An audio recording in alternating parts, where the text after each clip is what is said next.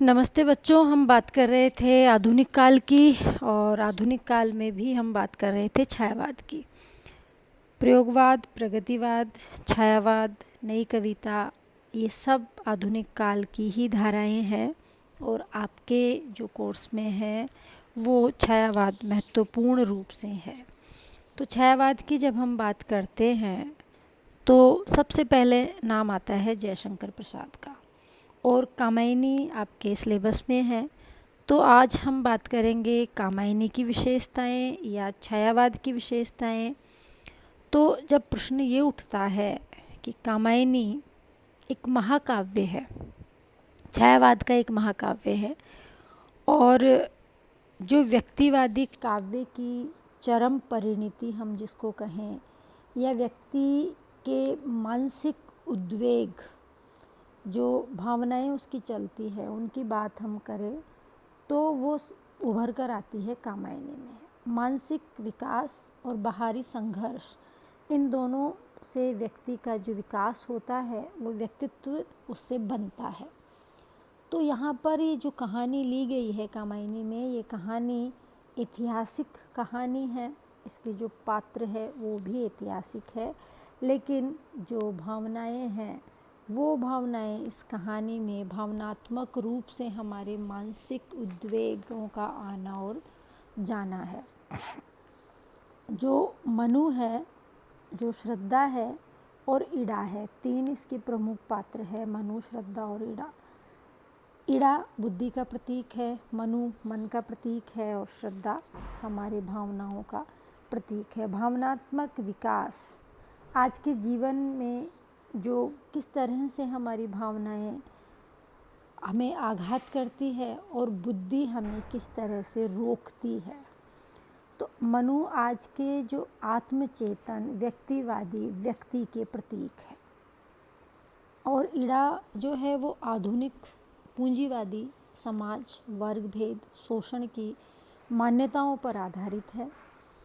श्रद्धा मनुष्य की जो सहज मानवीय भाव हैं, जो सहज नैतिक मूल्य हैं, जो सौहार्द है, जो मानव हृदय में उठने वाली एक आस्था है, एक उम्मीद है, एक तरह से हम ये कहें कि एक तरह से मन की वो रागात्मिक वृत्ति है, रागात्मिकता है, उसमें राग है, प्रेम है। तो ये सब चीज़ें चलती रहती है। और जब इन चीज़ों में विभिन्नता आ जाती है कि हमारा मन कुछ और कहता है, बुद्धि कुछ और कहती है, और हमारी आस्था या हमारी भावना फिर इन दोनों के बीच में जब अटक जाती है या डामाडोल हो जाती है, तो फिर हमारा व्यक्तित्व भी उसी तरह से डामाडोल हो जाता है।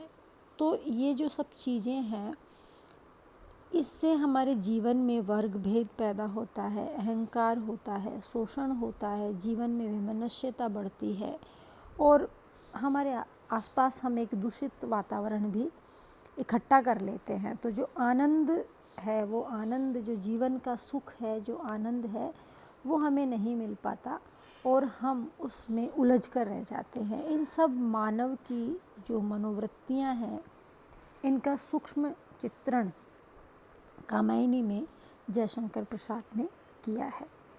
तो ये एक ऐसा काव्य है जिसमें कि हम एक तरह से ये समझें कि इनमें रहस्यात्मकता भी है। इसमें जो मानव मन की जो भावनाएं हैं, उन भावनाओं का संघर्ष भी है, और उसके साथ ही साथ ये भी हम कहें कि प्रसाद ये भी कहते हैं कि ज्ञान दूर कुछ क्रिया भिन्न है, इच्छा क्यों पूरी हो मन की। हमारा ज्ञान कुछ और है, हमारा कर्म कुछ और है, तो फिर हमारे मन की इच्छा को पूरा नहीं कर सकते। और जब ज्ञान और कर्म अलग अलग है तो वो जीवन में जब मिल नहीं सकते, तो ये हमारा जीवन विडंबनामय जीवन हो जाता है।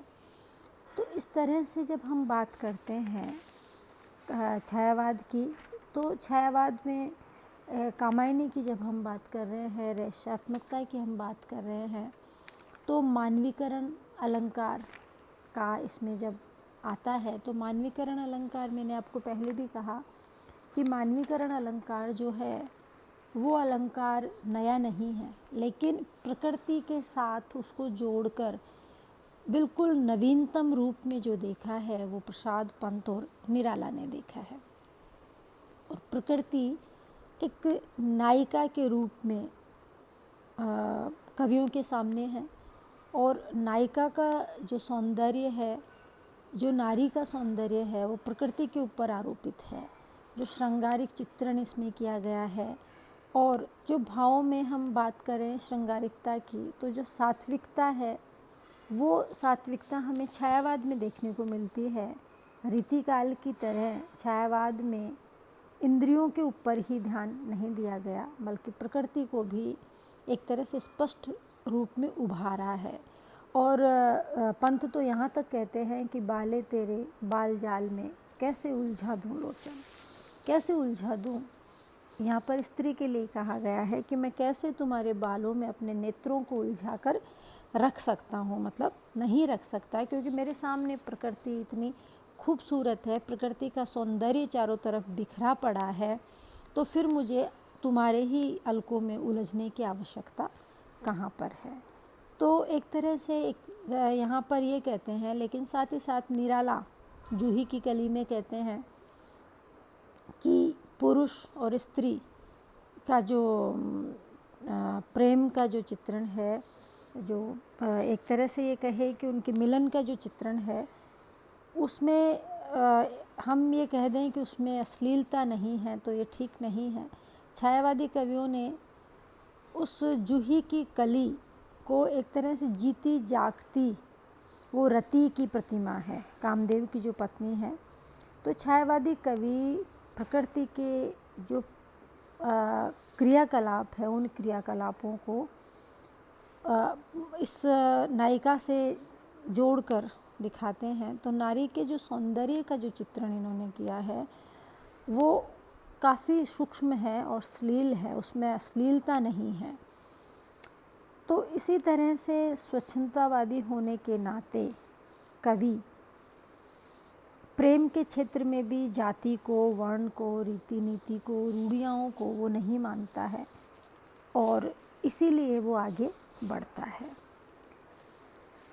दूसरी बात हम करें कि इसमें रहस्यवाद है, अलौकिक चित्रण है रहस्यवाद का। तो जिस तरह से कबीर का रहस्यवाद है, दादू का रहस्यवाद है, सूर का रहस्यवाद है, वो रहस्यवाद तो इन कविताओं में नहीं है।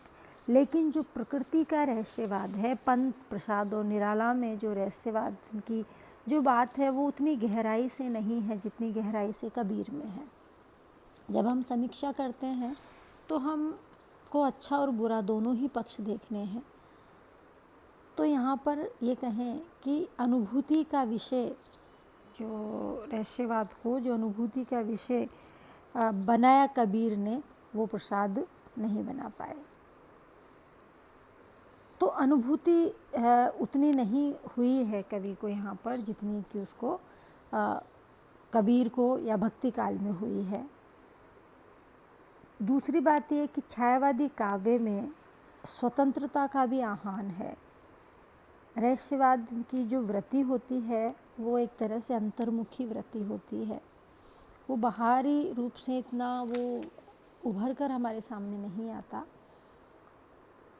तो हमें कहें कि राष्ट्रीय जागरण की बात भी छायावाद में कही गई है। राष्ट्रीय जागरण के छायावाद की व्यक्तिवाद को असामाजिक पथों पर भटकने से बचा लिया है। और आगे बात करते हैं हम वेदना और निराशा की, कि छायावाद के जो कवि हैं उनमें युग के अनुरूप वेदना आई है। ये कहीं अनंत वेदना में है, कहीं करुण रस में है, तो कहीं प्रसाद और महादेवी अपने काव्यों में वेदना, मानवतावाद, आध्यात्मवाद पर भी आधारित है। ऐसी बात नहीं है कि छायावाद जो समाज में बाहरी हलचलें हो रही थी उनसे अछूता रहा हो, ऐसा तो नहीं है।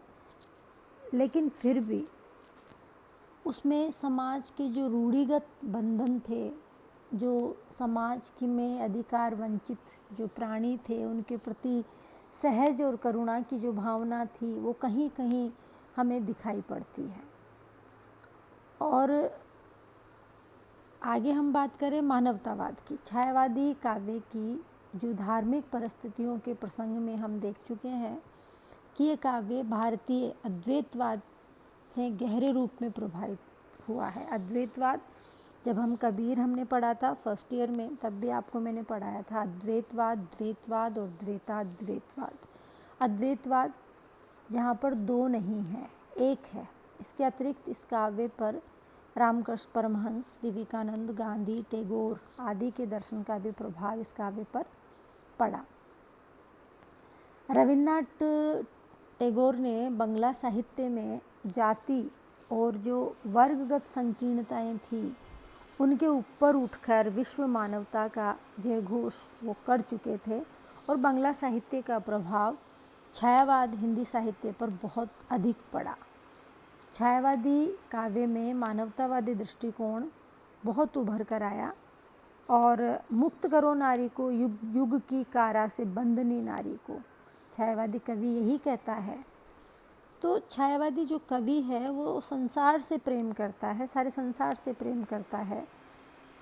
तो उसमें मानवतावाद की जो भावना है छायावाद में, उसकी जैसे हम बात करें रीतिकाल की, तो रीतिकाल में कवि की दृष्टि केवल नारी के शारीरिक सौंदर्य तक सीमित थी। वो नारी के तन को देखता था, मन को देखकर उसने काव्य रचना नहीं की। लेकिन छायावाद ऐसा नहीं है, वो मानसिक सौंदर्य की भी अनेक छवियाँ देखता है। तो इस तरह से छायावाद आगे बढ़ता है और आदर्शवाद की बात करता है। छायावाद में आदर्शवाद की हम बात करें तो आदर्शवादी चीज़ें, राजनीतिक कला पक्ष और राजनीतिक का जो आरोपित किया गया है उसका परिणाम छायावाद में उतना हमें दिखाई नहीं पड़ता है जितना कि हमें आदिकाल में या भक्ति काल में दिखाई पड़ता है। छायावादी काव्य व्यक्तिवादी है, ये हम मानते हैं, और इसकी कवि की विचारधारा का केंद्र भी वह स्वयं है। किंतु ये बात भी है कि कोई भी आलोचक ये स्वीकार करने के लिए तैयार नहीं होगा कि छायावादी कविता समाज से दूर है। अशांति में शांति पाने की मनोवृत्ति छायावादी कवि की कोई कम महत्वपूर्ण देन नहीं है। हम जब परेशानियों से बहुत ज़्यादा थक जाते हैं तो हम कहाँ जाते हैं? हम आध्यात्मिकता की शरण में जाते हैं, हम उस ईश्वर की शरण में जाते हैं, और वो ईश्वर हमें साक्षात तो दिखाई नहीं देता, तो हमें अनंत प्रकृति दिखाई देती है और हम इस अनंत प्रकृति की गोद में जाते हैं। तो छायावादियों ने ये काम तो एक किया ही है कि जो थका हुआ व्यक्ति है, जो मानस उसका थक गया है, उनको वो प्रकृति के नज़दीक ले जाते हैं। दूसरी बात इसमें गेयता है। गेयता मतलब जिसको गाया जा सके। छायावादी काव्य के छंद, संगीत दोनों ही दृष्टियों से उच्च कोटि के हैं।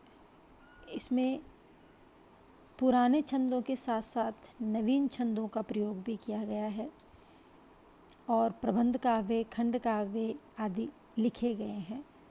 तो छायावादी कवि इस कला में पारंगत है, और एक तरह से प्रसाद की जो पंक्ति है मैं आपके सामने बोलना चाहूँगी।